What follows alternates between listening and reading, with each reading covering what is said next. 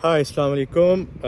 आज हमारा दूसरा दिन है वाटरलू कनाडा में और बड़ा कमाल वेदर है। देख सकते हैं आप, हल्की हल्की बूंदाबांदी भी हो रही है। पीसफुल ब्रीज, बहुत पुरसकून माहौल, मीठे चौल वाला वेदर है। और आज की वीडियो में जो इम्पोर्टेंट चीज़ डिस्कस करना चाह रहा हूँ, मैं अपना फर्स्ट हैंड एक्सपीरियंस शेयर करना चाह रहा हूँ, वो ये है लैंडिंग एट टोरंटो एयरपोर्ट। अच्छा, तो डेफिनेटली जब आप निकले होंगे तो आपने थोड़ा वेल प्लान किया होगा अपनी चीज़ों को। अराइव कैन कर लें तो बेहतर है। I don't think so it's mandatory, but कर लें तो अच्छा है। और बड़ा सिंपल सा इंटरफेस है, उसमें आपने प्री अराइवल डिक्लेरेशन करनी है और आप with in 72 hours of your flight आप जो है उसकी डिक्लेरेशन कर सकते हैं। आई वुड सजेस्ट कि आप कर लें। लैंड करने के बाद आप थोड़ा सा चलते हुए किस वक्त काउंटर्स मिलेंगे आपको। अच्छा, उसमें एक इम्पोर्टेंट चीज़ है, जो इनिशियली काउंटर्स पड़े हुए होते हैं वो कोई नेक्सस कार्ड के लिए होते हैं, they are not for us. थोड़ा सा मेरा टाइम वहाँ पे वेस्ट हो गया। आपने थोड़ा सा क्यू में लग के जो आगे टर्मिनल्स पड़े हैं किसी के, आपने अपनी वहाँ पे आके पासपोर्ट स्कैन करने और एक स्लिप जनरेट हो जाएगी। आपने चारों जितने भी आप पैसेंजर्स हैं आपने सबके पासपोर्ट स्कैन करने और आपको एक स्लिप जनरेट कर देगा सिस्टम। वो स्लिप लेके आप नेक्स्ट बूथ पे जाएंगे, जो कि आप प्रीलिमिनरी समझ लें काउंटर है। यू विल मेंशन कि आपकी फ़र्स्ट अराइवल है, तो वो आपको नेक्स्ट इमिग्रेशन काउंटर्स की तरफ फॉरवर्ड कर देंगे। इंस्टेड कि आप एग्जिट लें वहाँ से, आप चले जाएंगे इमिग्रेशन काउंटर्स की तरफ। इमिग्रेशन काउंटर्स में अच्छा इम्पोर्टेंट चीज़, अगेन आपने क्यू नहीं ब्रेक करनी। मेरे सामने एक खातून ने क्यू ब्रेक की and the staff handled her like bit rudely कि आप क्यू ब्रेक नहीं कर सकते। तो इवन जो होल सिनेरियो था वो थोड़ा सा वहाँ पे उनके लिए डिस्टर्बिंग हो गया। तो आप कोशिश करें क्यू ब्रेक नहीं करें, बच्चों को काम डाउन रखें, अपना वेट करें। और जब आपका टर्न आए, बेसिक से क्वेश्चंस पूछेंगे आपको कि आपकी फ़ाइनल डेस्टिनेशन क्या है। और जो मुझसे उन्होंने पूछा आप कितनी अमाउंट कैरी कर रहे हैं, कितनी अमाउंट आप मेंशन कर दें। जितनी भी अमाउंट, अगर आप $10,000 से ऊपर लेके आ रहे हैं वो तो डिक्लेयर करना बहुत ज़रूरी है। अदरवाइज़ अगर वो आपसे प्रूफ ऑफ फंड का पूछें तो वो भी मेंशन कर दें। अगर आपने प्री अराइवल अकाउंट खुलवाया हुआ है और उसमें फ़ंड्स भेजे हुए हैं, उनको एक्सप्लेन कर दें कि आप ओवरऑल कितने फ़ंड्स लेके आ रहे हैं। It would be very simple questions, कोई इतने इशू नहीं होना चाहिए। उसके बाद वो आपको कहेंगे कि ब्लू चेयर्स पे जाके बैठ जाएं, हम आपकी टर्न पे आपको दोबारा कॉल करेंगे। तो आप वेट करें, जब आपकी टर्न आएगी the officer will call you again और आपसे साइन करवाएगा जो आपका COPR डॉक्यूमेंट है। आप ख़ुद साइन करेंगे। अगर आप प्राइमरी एप्लीकेंट हैं, आपके जितने भी डिपेंडेंट्स हैं चिल्ड्रन, उनके फॉर्म पे भी आप साइन करेंगे। आपके मिसेस स्पाउस वो अपने साइन खुद करेंगे। साइन करने के बाद they will just simply say welcome to Canada and you are good to go. वहाँ से निकलने के बाद आप सामने ही बूथ्स, कुछ और बूथ्स हैं। अच्छा, एक और इम्पोर्टेंट इन्फॉर्मेशन यहाँ पे ये है कि पहले SIN आप वहीं से ले सकते थे, but when I asked them तो उन्होंने कहा कि अभी उन्होंने बंद किया हुआ है क्योंकि क्राउड ज़्यादा था, तो उन्होंने अभी फ़िलहाल सर्विसेज वो डिसेबल की हुई हैं। तो SIN टोरंटो एयरपोर्ट से मुझे नहीं मिला। उन्होंने थोड़ा सा बेसिक गाइड किया, जो नेक्स्ट काउंटर्स वाले थे उन्होंने बेसिक गाइड किया मुझे। उन्होंने पूछा कि आपकी डेस्टिनेशन कौन सी है।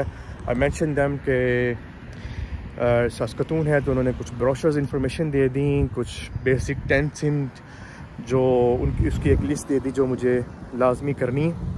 वो करने के बाद इवन दे गाइडेड मी कि आपका लगेज किस काउंटर पे या किस बेल्ट पे होगा। I went straight to that area because आप फर्स्ट टाइम ट्रैवल कर रहे हैं तो लगेज तो बहुत ज़्यादा होगा। सो डेट्स वाई मैंने पोर्टर की सर्विसेज ली वहाँ पे।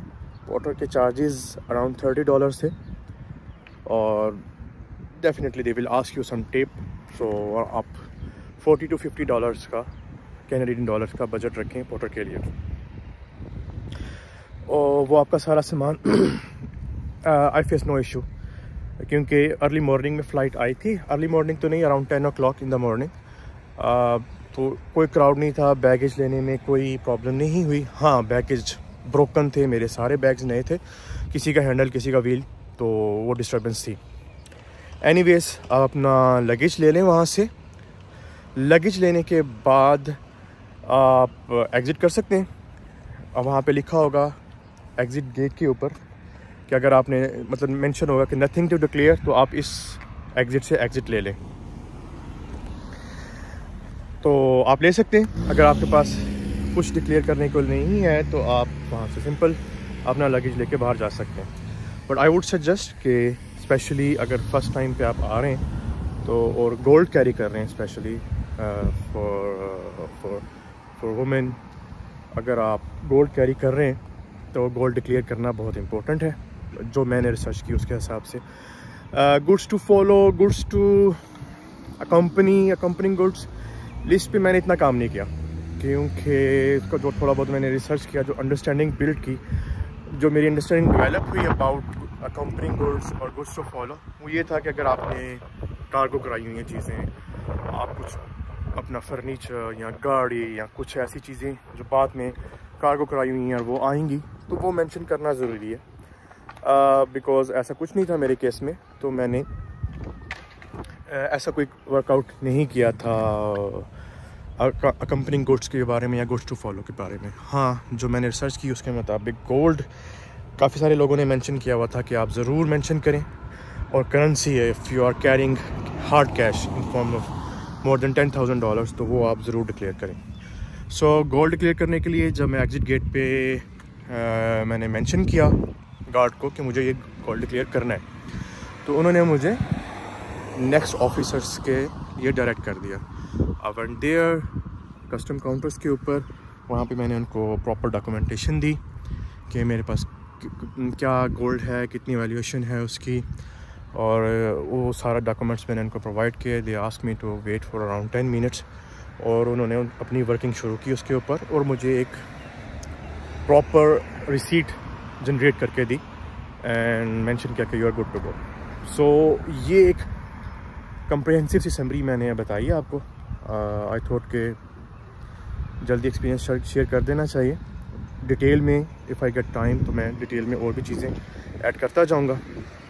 इसके बाद आप निकल सकते हैं एयरपोर्ट से, और यस, आपको वहाँ से टैक्सीज भी मिल सकती हैं। और जो मेरे पास लगेज ज़्यादा था एज़ आई मेंशन बिफोर, और मुझे वाटरलू आना था एयरपोर्ट से, तो I inquire about the people there कि कौन सी सर्विस बेहतर रहेगी। आई कंक्लूडेड कि वहाँ पे आप बाहर जैसे निकलते हैं, एक रेंट ए कार की सर्विसेज, यहाँ एक बड़ी गाड़ी खड़ी हुई थी, मैंने उनसे चार्जेस वगैरह उनसे पूछे, और अच्छी बात यह कि उनके पास प्रॉपर एक चार्ट था जिसके ऊपर तकरीबन सभी एरियाज़ के हिसाब से फ़िक्स चार्जेस मेंशन थे। So there is nothing to worry कि ज़्यादा चार्जेस कोई ले लेगा या कम चार्जेस ले लेगा, और आप उसमें कुछ भी बार्गेन नहीं कर सकते। जो फ़िक्स चार्जेस हैं वो चार्जेस हैं। और वाटरलू के लिए $186, सबसे बिगेस्ट कार पॉसिबल कार वही थी।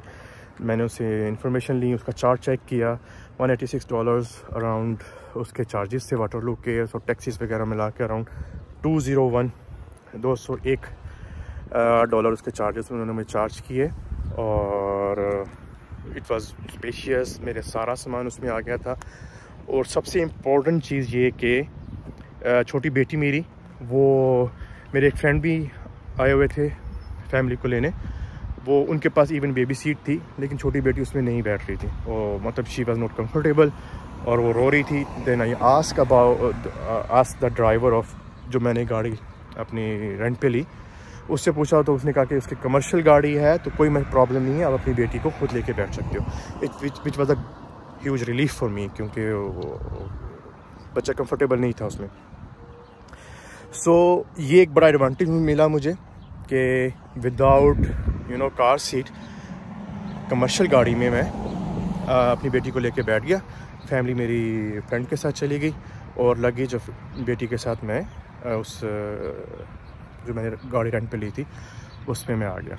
तो ये यहाँ पे मैं आई थिंक इस वीडियो को कंक्लूड करता हूँ। थोड़ी सी लेंथी होगी है और अगर कोई मिसिंग डिटेल्स होंगी आई विल ऐड इट। और मिलते हैं इंशाल्लाह नेक्स्ट वीडियो में। Enjoy the view. Bye bye.